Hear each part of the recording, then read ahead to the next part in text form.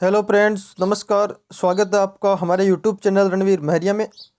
दोस्तों, आज इस वीडियो में हम भारत के भूगोल से संबंधित कुछ महत्वपूर्ण प्रश्नों पर चर्चा करेंगे जो कि आपके लिए एग्जाम की दृष्टि से महत्वपूर्ण रहेंगे। जो साथी हमारे साथ पहली बार जुड़े हैं वो हमारे यूट्यूब चैनल रणवीर महरिया को सब्सक्राइब करें। दोस्तों, आप इस वीडियो को अंत तक ज़रूर देखिएगा। यदि आपको वीडियो पसंद आता है तो वीडियो को लाइक कीजिए और अपने दोस्तों के साथ शेयर कीजिएगा। और दोस्तों, आपको कमेंट करके ज़रूर बताना है कि आपको ये वीडियो कैसा लगा। दोस्तों, हर क्वेश्चन के उपरांत जो है आपको 30 सेकंड का टाइम दिया जाएगा। 30 सेकंड के भीतर जो है आपको अपना आंसर लाइव चैट बॉक्स में देना है। उसके उपरांत आपको जो है सही आंसर मिलेगा। तो सभी साथियों से अनुरोध है कि सभी साथी ऑनलाइन आ जाइएगा और लिंक को भी शेयर कर दीजिएगा अपने दोस्तों के साथ, ताकि ज़्यादा से ज़्यादा स्टूडेंट्स हमारे साथ जुड़ सकें। आई होप सभी साथी ऑनलाइन आ चुके होंगे। तो आइए शुरू करते हैं आज का लाइव टेस्ट क्विज। तो देखिएगा दोस्तों, पहला क्वेश्चन रहा आपकी स्क्रीन पे। क्षेत्रफल की दृष्टि से भारत का सबसे बड़ा राज्य कौन सा है? आपको बताना है कि क्षेत्रफल की दृष्टि से भारत का सबसे बड़ा राज्य कौन सा है। तो दोस्तों, आपके पास 4 ऑप्शन है: उत्तर प्रदेश, मध्य प्रदेश, महाराष्ट्र और राजस्थान। आपका समय शुरू होता है। दोस्तों, लाइव चैट बॉक्स में आपको अपना आंसर देना है। आपको बताना है कि क्षेत्रफल की दृष्टि से भारत का सबसे बड़ा राज्य कौन सा है।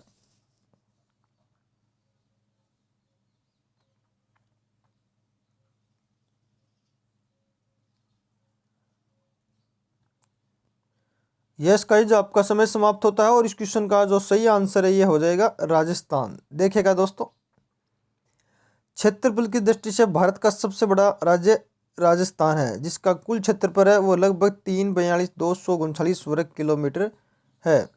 इसके बाद यदि बात की जाए तो क्रमशः मध्य प्रदेश, महाराष्ट्र, उत्तर प्रदेश का स्थान है। क्षेत्रफल की दृष्टि से सबसे छोटा राज्य कौन सा है? गोवा है। अगला क्वेश्चन देखिए दोस्तों, आपकी स्क्रीन पे रहा।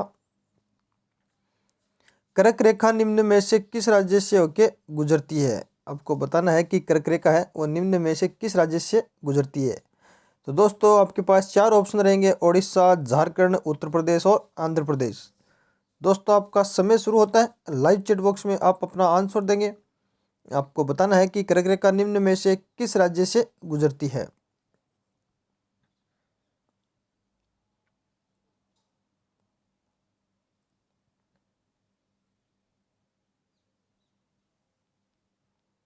यस गाइस, आपका समय समाप्त होता है और इस क्वेश्चन का जो सही आंसर है ये हो जाएगा झारखंड। कर्क रेखा है वो झारखंड राज्य से गुजरती है। देखिएगा दोस्तों, कर्क रेखा या 23.5 डिग्री उत्तरी अक्षांश भारत के कुल 8 राज्यों से गुजरती है, जिसमें गुजरात, राजस्थान, मध्य प्रदेश, छत्तीसगढ़, झारखंड, पश्चिमी बंगाल, त्रिपुरा, मिजोरम राज्य शामिल हैं। भारत में माही नदी कर्क रेखा को जो है 2 बार काटती है। अगला क्वेश्चन देखिए दोस्तों, आपकी स्क्रीन पे रहा। किस देश के साथ भारत की सबसे लंबी अंतर्राष्ट्रीय सीमा स्पर्श करती है? आपको बताना है कि निम्न में से किस देश के साथ जो है भारत की सबसे लंबी अंतर्राष्ट्रीय सीमा स्पर्श करती है। तो दोस्तों, आपके पास 4 ऑप्शन है: नेपाल, पाकिस्तान, चीन और बांग्लादेश। आपका समय शुरू होता है। दोस्तों, लाइव चैट बॉक्स में आप अपना आंसर देंगे। आपको बताना है कि निम्न में से किस देश के साथ जो है भारत की सबसे लंबी अंतर्राष्ट्रीय सीमा स्पर्श करती है।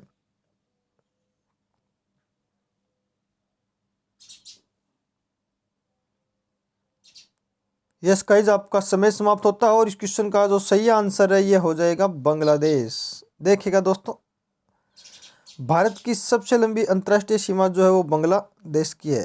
तो ये कितनी है? 4,096.7 किलोमीटर के साथ लगती है। ये सीमा पश्चिमी बंगाल, असम, मेघालय, त्रिपुरा और मिजोरम राज्य के साथ लगती है।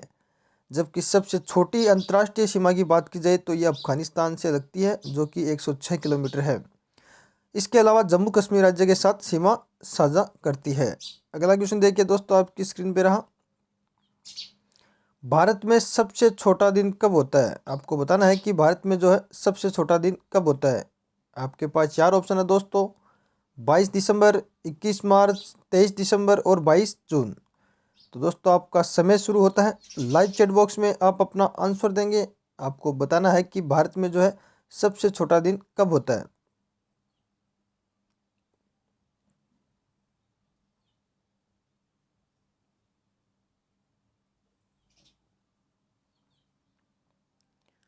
यस गाइस, आपका समय समाप्त होता है और इस क्वेश्चन का जो सही आंसर है ये हो जाएगा 22 दिसंबर। देखिएगा दोस्तों, भारत में सबसे छोटा दिन 22 दिसंबर को होता है, क्योंकि 22 दिसंबर को सूर्य मकर रेखा पर लंबवत चमकता है। इस स्थिति को शीत अयानात कहते हैं। इस समय जो उत्तरी गोलार्ध में दिन छोटा तथा रातें जो है बड़ी होती हैं। अगला क्वेश्चन देखिए दोस्तों, आपकी स्क्रीन पे रहा।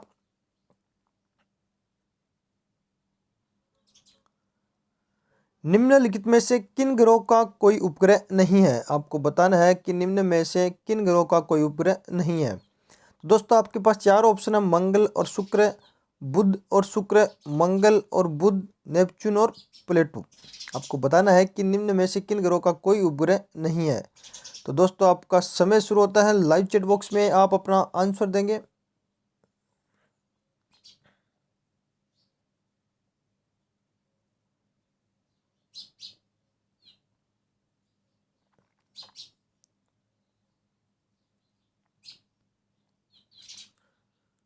यस गाइस, आपका समय समाप्त होता है और इस क्वेश्चन का जो सही आंसर है ये हो जाएगा बुध व शुक्र। बुध व शुक्र ऐसे ग्रह हैं जिनके कोई उपग्रह नहीं है। देखिएगा दोस्तों, बुध व शुक्र का कोई भी उपग्रह नहीं है। बुध सूर्य का सबसे निकटतम और सौरमंडल का सबसे छोटा ग्रह है। शुक्र सूर्य से दूसरा निकटवर्ती ग्रह है, जो सूर्य की परिक्रमा जो है 225 दिनों में पूरी करता है। अगला क्वेश्चन देखिए दोस्तों, आपकी स्क्रीन पे रहा। भारत के किस राज्य में सर्वाधिक वर्षा होती है। आपको बताना है कि भारत का ऐसा कौन सा राज्य है जहाँ पे सर्वाधिक वर्षा होती है। तो दोस्तों आपके पास चार ऑप्शन है, मेघालय, राजस्थान, उत्तराखंड और केरल। आपको बताना है कि सर्वाधिक वर्षा वाला स्थान भारत का कौन सा है। तो दोस्तों आपका समय शुरू होता है, लाइव चैट बॉक्स में आप अपना आंसर देंगे। आपको बताना है कि भारत के किस राज्य में जो है सर्वाधिक वर्षा होती है।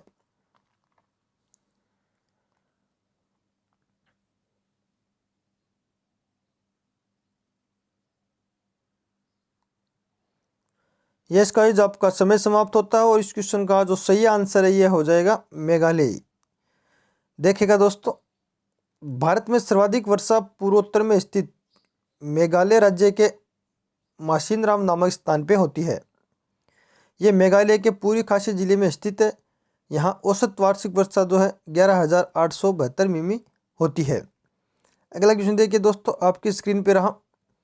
प्रायद्वीपीय भारत की सबसे लंबी नदी कौन सी है। तो दोस्तों आपके पास चार ऑप्शन रहेंगे, नर्मदा, गोदावरी, महानदी या कावेरी। आपको बताना है कि प्रायद्वीपीय भारत की जो है सबसे लंबी नदी कौन सी है। तो दोस्तों आपका समय शुरू होता है, लाइव चैट बॉक्स में आप अपना आंसर देंगे। आपको बताना है कि प्रायद्वीपीय भारत की जो है सबसे लंबी नदी कौन सी है।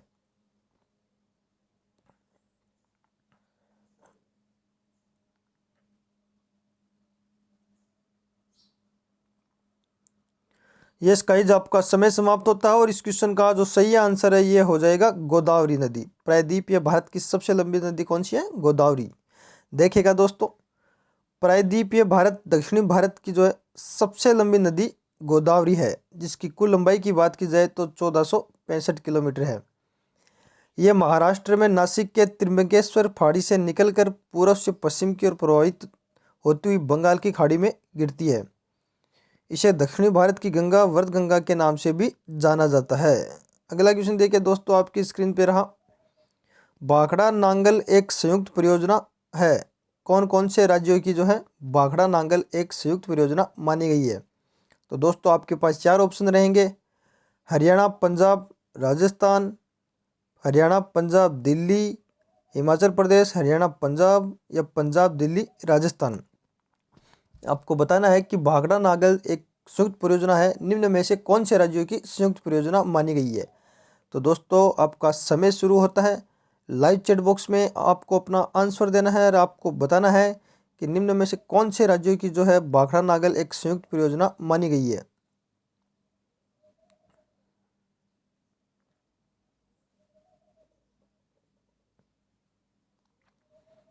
यस गाइस, आपका समय समाप्त होता है और इस क्वेश्चन का जो सही आंसर है ये हो जाएगा हरियाणा, पंजाब और राजस्थान। भाखड़ा नागल जो है हरियाणा, पंजाब और राजस्थान की एक संयुक्त परियोजना मानी गई है। देखिएगा दोस्तों, भाखड़ा नागल बांध पंजाब, हरियाणा और राजस्थान की जो है संयुक्त परियोजना है, जो हिमाचल प्रदेश, भाखड़ा एवं पंजाब नागल में सतलुज नदी पर स्थित है। इस बांध के पीछे गोविंद सागर झील स्थित है। भूकंपीय क्षेत्र में स्थित यह विश्व का सबसे ऊंचा गुरुत्वीय बांध माना गया है। अगला क्वेश्चन देखिए दोस्तों, आपकी स्क्रीन पर रहा। भारत का एकमात्र सक्रिय ज्वालामुखी बेरन द्वीप कहाँ स्थित है? आपको बताना है कि भारत का एकमात्र सक्रिय ज्वालामुखी बेरन द्वीप कहाँ पे स्थित है। तो दोस्तों आपके पास चार ऑप्शन रहेंगे, अंडमान द्वीप समूह, निकोबार द्वीप समूह, लक्षद्वीप और मिनिकॉय। तो दोस्तों आपका समय शुरू होता है। लाइव चैट बॉक्स में आप अपना आंसर देंगे। आपको बताना है कि भारत का एकमात्र जो सक्रिय ज्वालामुखी बेरन द्वीप है ये कहाँ पे स्थित है।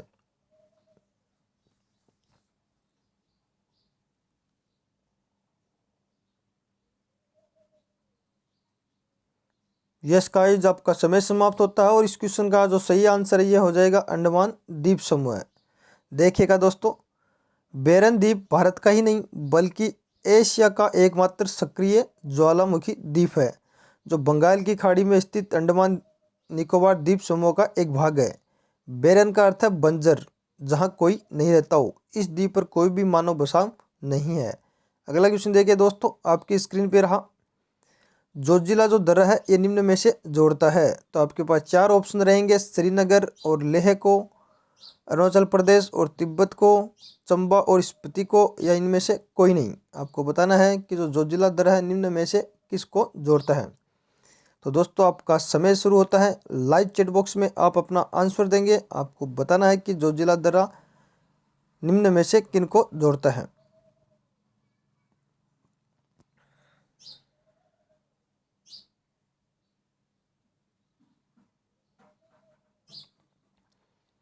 यस गाइस, आपका समय समाप्त होता है और इस क्वेश्चन का जो सही आंसर है ये हो जाएगा श्रीनगर और लेह को। तो जोजिला दर्रा है ये श्रीनगर और लेह को जोड़ता है। देखिएगा दोस्तों, जोजिला दर्रा हिमालय पर्वत का पश्चिमी भाग है, जो पंजाब हिमालय में स्थित है। ये श्रीनगर और लेह को जोड़ता है। शीत ऋतु में ये दर्रा जो है आवागमन के लिए बंद कर दिया जाता है। अगला क्वेश्चन देखिए दोस्तों, आपकी स्क्रीन पे रहा।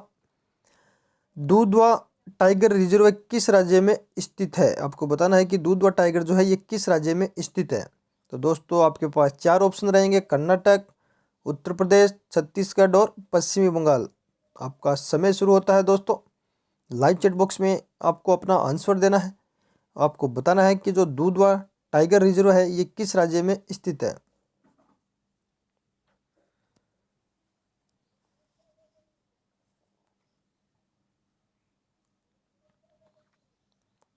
यस गाइस, आपका समय समाप्त होता है और इस क्वेश्चन का जो सही आंसर है ये हो जाएगा उत्तर प्रदेश। दुधवा टाइगर रिजर्व है ये उत्तर प्रदेश राज्य में स्थित है। देखिएगा दोस्तों, दुधवा टाइगर रिजर्व है उत्तर प्रदेश राज्य के खीरी जनपद में स्थित है, जिसे 1987 में स्थापित किया गया था। यह नेपाल के साथ उत्तरी पूर्वी सीमा बनाता है। ये उत्तर प्रदेश का सबसे बड़ा समृद्ध विविधता वाला क्षेत्र माना गया है। अगला क्वेश्चन देखिए दोस्तों, आपकी स्क्रीन पे रहा।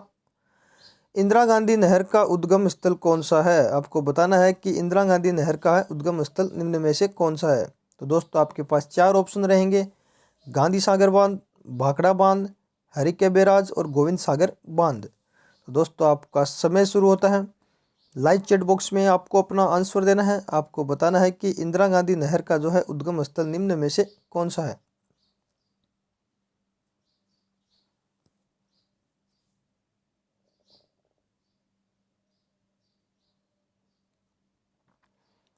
यस गाइस, आपका समय समाप्त होता है और इस क्वेश्चन का जो सही आंसर है ये हो जाएगा हरिके बैराज।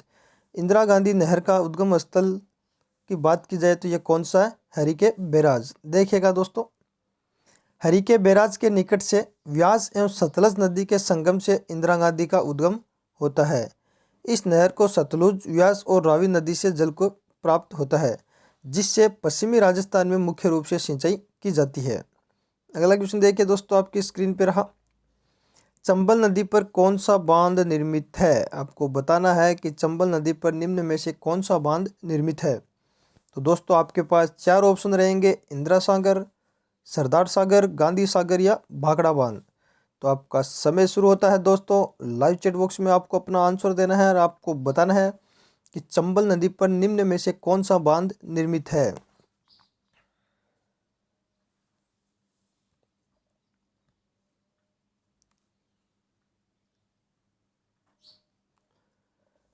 यस गाइस, आपका समय समाप्त होता है और इस क्वेश्चन का जो सही आंसर है ये हो जाएगा इंदिरा गांधी। देखिएगा दोस्तों, चंबल परियोजना जो है राजस्थान एवं मध्य प्रदेश का क्या है, संयुक्त उपक्रम माना गया है, जो चंबल नदी पर स्थित है। इस परियोजना के अंतर्गत गांधी सागर बांध जो कि मध्य प्रदेश में है 1959 में निर्मित किया गया था। इसके बाद राणा प्रताप सागर बांध जो कि राजस्थान में है, इसे 1970 में निर्मित किया गया था।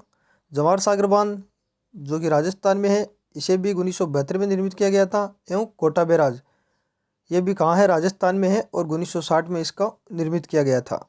अगला क्वेश्चन देखिए दोस्तों, आपकी स्क्रीन पर रहा, देश का पहला एकीकृत इस्पात संयंत्र कौन सा है? तो आपके पास 4 ऑप्शन रहेंगे, विजयनगर, सेलम, विशाखापत्तनम और भद्रावती।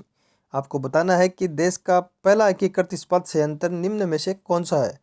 तो आपका समय शुरू होता है दोस्तों। लाइव चैट बॉक्स में आपको दोस्तों आंसर देना है। आपको यह बताना है कि देश का जो पहला एकीकृत इस्पात संयंत्र है ये कौन सा है।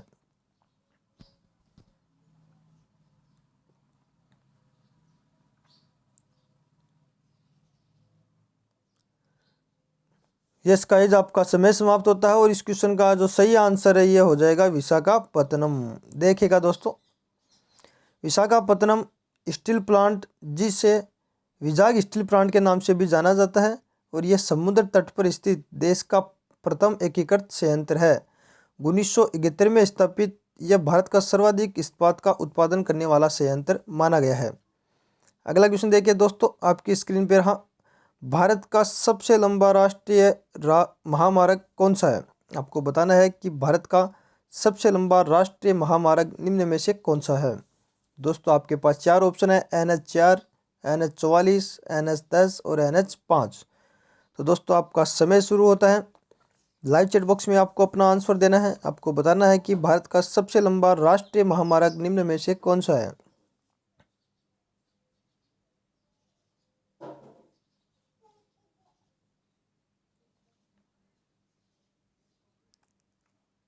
यस गाइस, आपका समय समाप्त होता है और इस क्वेश्चन का जो सही आंसर है ये हो जाएगा NH44। NH44 जो है ये भारत का सबसे लंबा राष्ट्रीय महामार्ग माना गया है। देखिएगा दोस्तों, भारत का सबसे लंबा राष्ट्रीय महामार्ग NH44 है, जो श्रीनगर को कन्याकुमारी तक विस्तृत है। इसकी कुल लंबाई की बात की जाए तो 3745 किलोमीटर है। पूर्व में NH7 सबसे लंबा राष्ट्रीय महामार्ग था, जिसको वर्तमान में जो है NH44 में शामिल कर दिया गया है। तो दोस्तों ये थे भारत के भूगोल से संबंधित कुछ महत्वपूर्ण प्रश्न जिन पे हमने चर्चा की है। दोस्तों ये जो क्वेश्चन है आपके लिए पटवार व राजस्थान पुलिस के लिए महत्वपूर्ण रहेंगे। आई होप आपको ये वीडियो पसंद आया होगा। यदि आपको वीडियो पसंद आए तो वीडियो को लाइक कीजिए और अपने दोस्तों के साथ शेयर कीजिएगा और हमारे यूट्यूब चैनल रणवीर मैरिया को सब्सक्राइब भी कीजिएगा। कमेंट करके ज़रूर बताइएगा दोस्तों आपको ये वीडियो कैसा लगा। मिलते हैं दोस्तों अगले वीडियो में कुछ अन्य महत्वपूर्ण प्रश्नों के साथ। थैंक यू, धन्यवाद।